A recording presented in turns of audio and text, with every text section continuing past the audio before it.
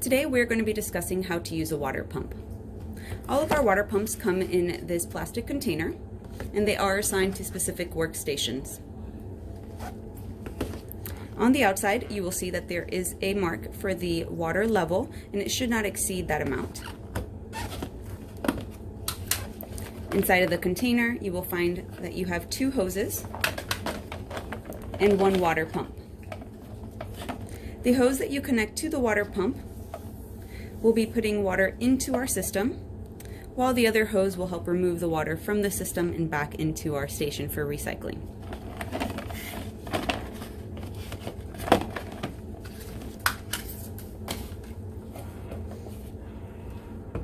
I have here a water pump that's already been filled with water.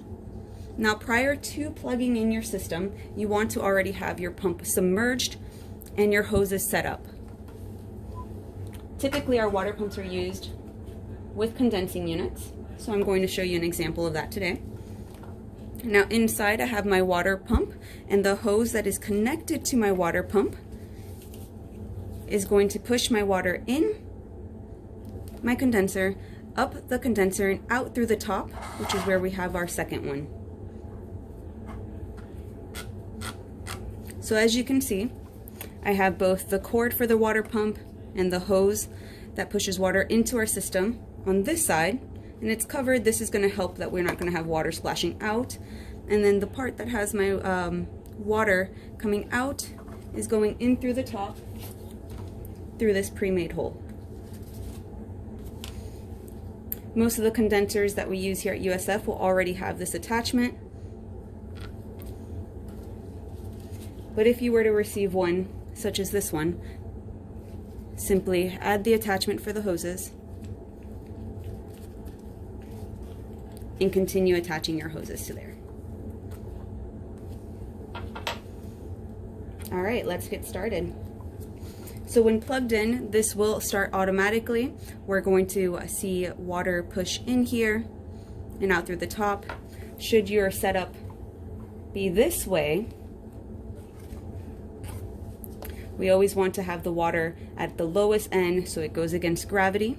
So if your condenser is set up this way, we're going to have our water going in here so that it pushes up our system and out through this side.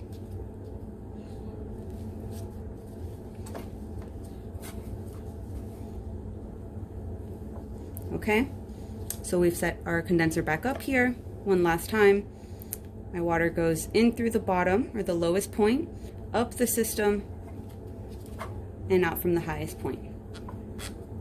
Sometimes when you plug in the water pump, it doesn't start right away, and it just needs to have some help with gravity. So if we were to plug this in and it's having a hard time getting the water into the system, you can lift this gently just to get the water flowing, and you can always double check that there are no kinks or breaks in the line.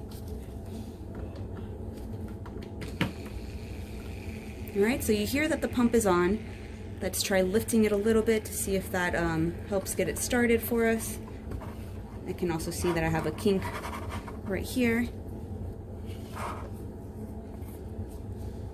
And once this does start pumping the water into the system, you'll see it fill in through the bottom and fill all the way up.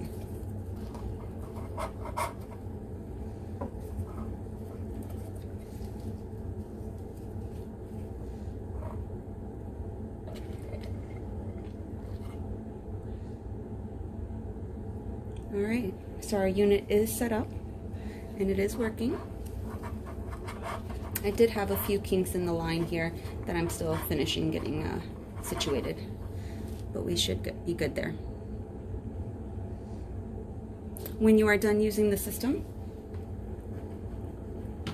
unplug it, and you can allow time for the water to drain, and you can also turn it just to help it drain out a little bit faster.